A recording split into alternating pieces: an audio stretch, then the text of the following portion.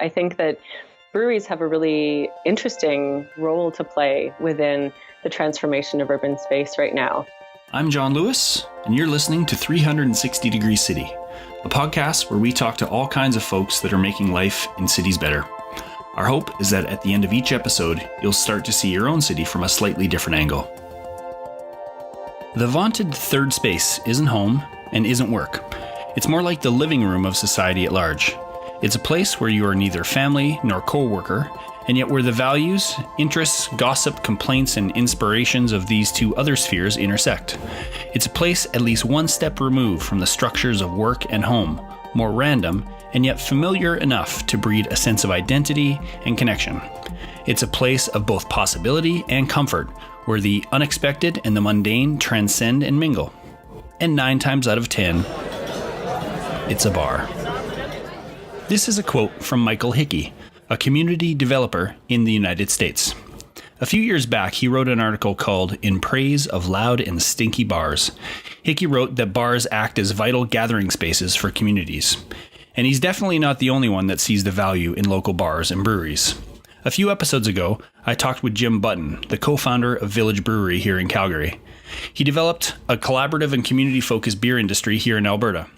When giving advice to new brewers, Jim suggests to start with the goal of building community. Go into a community and be that place where everybody knows you.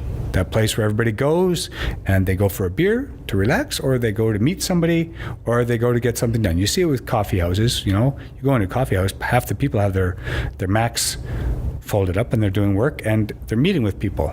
Sales are happening, all those activities that happen in business are now happening in these third places. Well, breweries are those third places. During our interview, Jim mentioned Vanessa Mathews, a researcher in Regina who studies the impact that microbreweries have on community. We figured we'd track down Vanessa to learn some more.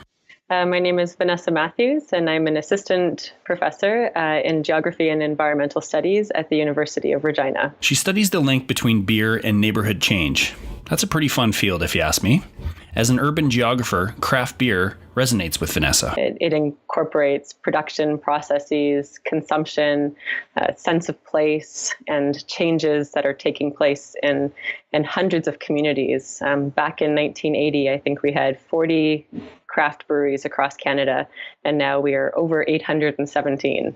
So we've just seen phenomenal growth happening across Canadian communities. Today you'll hear from Vanessa and Mark Heise about how breweries can build community. Let's dive in. In your research, what are you finding in terms of the positive effects that microbreweries can have in a community? Yeah, I think there's a number of different elements that they're really changing within communities. So I think these are much more than just spaces to go and drink a whole lot of any kind of alcohol. So they're really forming into community hubs and community spaces. So people are seeking them out for that purpose. So there's a social function, I think, that is emerging in this. They have that emphasis on the local, which what that really translates to for me is that it's emphasizing the importance of place. So you see place names and history being incorporated into the brewery marketing, and people are having that sense of pride and loyalty about their particular neighborhood brewery or the brewery that's in their particular town or city. Mm-hmm. Mm-hmm. Okay, yeah. And so is that, are you seeing that as being a driving force from the entrepreneurs and the creators of those microbreweries, or is it a need that's coming from the consumers in the marketplace in terms of that place connection? Yeah, I think it's coming from both, I think. So I think from the consumption part of it, we had a period where we really didn't have a lot of choice as consumers in terms of the type of beer that we were drinking. We were mostly finding industrial lagers in beer stores and liquor stores. And, in the 1980s, those industrial breweries kind of shifted from taste to lifestyle. So they started to associate beer with lifestyle, and that was a bad thing in terms of what that did to taste. And now what we're seeing is a return to taste that is being kind of led by those craft breweries. And so for consumers, that's a whole new landscape that's being opened up in terms of taste profiles and palates. And similar to the wine industry, people are becoming really interested in learning about all of these different elements and trying to understand them. On the production side of it, you have a lot of people who are just really interested in making good beer, and they're wanting to just share that beer with their community. And so I think you have a number of breweries that are really trying to establish and invest in the local. And they're creating spaces. They're fighting for these spaces to become family friendly in my city. And so all of that is producing all of these differences, I think, that we're seeing on the ground. And so the idea of an evolved palate, let's say, of beer in microbrewery and the expansion of it, that doesn't necessarily lead itself to good neighbors and good places. Can you maybe talk about even some of the examples you've seen of the kind of physical spaces where they're located in a community and what the kind of qualities that are being demonstrated? Sure. So I think based on zoning, when we're looking at larger cities, we tend to find craft breweries going into industrial areas. Oftentimes, it's one of the easiest areas, I think, for them to kind of enter into. But we're also seeing them in kind of downtown areas and at times kind of transitioning neighborhood spaces as well. So they might take over a commercial kind of space. And so they're creating that sense of place, I think, not only based on the brewery itself, and oftentimes we're seeing pop-ups forming alongside or food trucks being added to try to draw out people. We've got the inclusion of patios. So it's a lot of space outside of that physical space that's really shaping and transforming the meaning and identity of that area.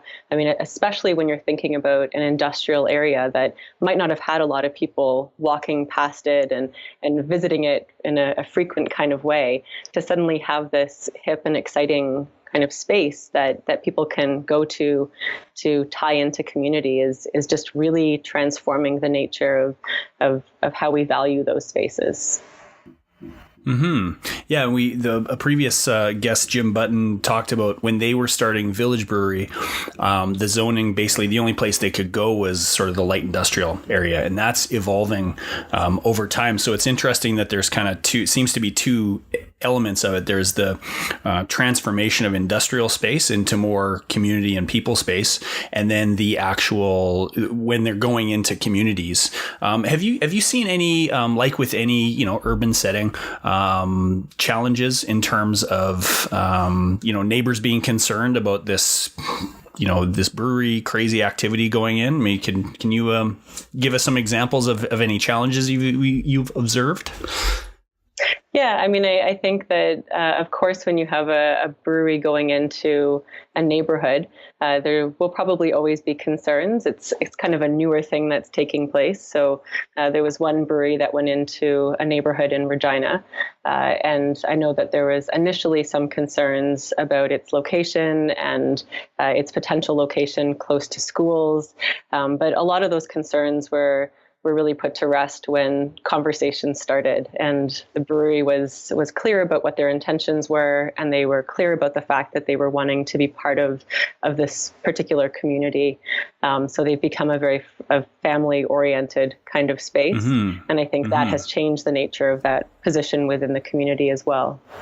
Okay. Yeah. And it's interesting because the zoning conversation always goes to, or often goes to, the professional premise is use, not the user. But if there's a emerging characteristic, would you say generally an emerging characteristic of these microbreweries that are intending, it has more of a neighbor and community focus than just pump out as much beer as possible and make all the money? Yeah, I would say that, I mean, I'm not going to say across the board it would be like that, sure. But certainly the ones that I'm seeing here, people are really caring about the community as well. And I think that breweries have a really interesting role to play within the transformation of urban space right now. And there's a really large geographical element of all of this. So, if we're looking at a brewery that goes into a very small community, like a small town of 400 people, the implications of that are probably going to be quite minimal. So they'll just be giving jobs to the local community, that sense of pride, that local connection. But when we look at it in terms of a larger metropolitan area where space is already kind of an issue and different groups are vying for that space, then I think that's when the more negative implications of things start to come out a little bit more. And I think that's the place that craft breweries are really interestingly positioned to perhaps try to mitigate against some of those effects. Right. So if you had, if someone out there is listening and they're thinking of starting a new craft brewery or microbrewery, what advice would you give them if they were moving into an urban setting where they have neighbors surrounding them to start? Yeah, absolutely. I think especially if it's a neighborhood that's undergoing transition right now, one of the things that I would say is to be respectful of the fact that there's a history and a people that probably existed prior to that brewery going in. And I think being respectful of that and trying to make connections with the local community is something which goes a long way. And that might mean that you have affordable price points on your menu. It might mean that you are employing local people so that you are contributing to community development as opposed to some kind of gentrification process. Right. It might mean that you are creating social functions for the brewery, or that you're doing things like cross promotion, right? So there might be an interesting artist or business that's starting out in the community, and knowing that you're probably going to get that foot traffic, it might be a really interesting collaboration or partnership to have them come in and do a little pop-up to kind of have that cross balance. I know there's breweries that are giving back through charities and through support for local organizations. So that's another thing that can be done. But I think most important is just being a good neighbor and listening to the community, asking them what they would benefit from. Yeah, it's so funny. So often in the microbreweries is this specific example, but any sort of urban change, there's a lot of complexity built in, but a lot of it boils down into talk to people and understand where they're coming from, so they can understand where you're coming from and figure it out. Yes, it's kind of basic, but it's it often gets missed in all the complexity, for sure. Yeah, and I think beyond the brewery themselves, I mean, we can try to compel people to be good neighbors and to be good citizens in general, but I think they can also become really good role models to try to fight to promote the types of changes that they want to see in their community. So they can pressure representatives to kind of create positive change. So there's lots of things that municipalities on a broader level can do that deal with ownership and development. Things like rent control or demolition control or kind of trying to create more affordable housing. All of those things at the same time can really go far in terms of ensuring that the investments that are being made in a particular community are helping to raise everybody up within that community. For sure. And I guess the one additional question I have for you is if you have a favorite brewery, either, I guess maybe I'll ask it two ways. Is there one that you that's a favorite on the taste factor, and is there one that's perhaps that's different in terms of what it's doing for a community?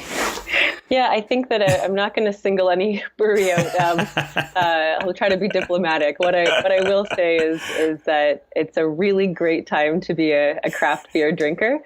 Since I moved to Saskatchewan in 2012, there's been an incredible growth. So we now have 6 within my kind of broader area, and there's a couple that are coming in as well. I'm certainly benefiting from a lot of the creative recipes that the breweries are engaging in here and the award-winning brews. So I have favorite beer types. I'm an IPA fan, and I'm certainly enjoying all the sours that are coming out as well. But I'm enjoying watching how each of the breweries here are really taking up a niche. And so rather than directly competing against one another, they're really just kind of supporting each other and collaborating with one another and really finding their own little space, whether that's the types of beers that they're creating or the ways that they're engaging with the community that surrounds them. One brewery in Regina found their niche through Lentil Beer and constant community involvement. I rang up Mark Heise to talk about the work he does at Rebellion Brewing. My name is Mark Heise. I am one of the owners, and I am the president of Rebellion Brewing Company. We're a local craft brewery here in Regina, Saskatchewan, and we opened about 4 years ago. We make a lentil beer, and my joke, our lentil beer is our number one selling beer. Very, very innovative, very creative. The lentil industry is a big deal in Saskatchewan. But as I like to tease the industry folks, I said lentils aren't cool, but lentil beer is cool. And of course, they know because we work together to make this lentil beer happen, and that's the whole point, is to just elevate the profile of lentils because beer is cool. Beer is cool. Yeah. And so. Well, I think I think that's an interesting example of the kind of small ecosystem that you can create when you're focused on building community and capitalizing on what's great about a place. That lentil beer specifically, because that's truly unique, and that's the first time I was made aware of your brewery when I came home to Regina. My brother, who's a farmer who farms lentils, said, "You got to check this out." And so we had some, and it's like you say, it's a really important industry to Saskatchewan.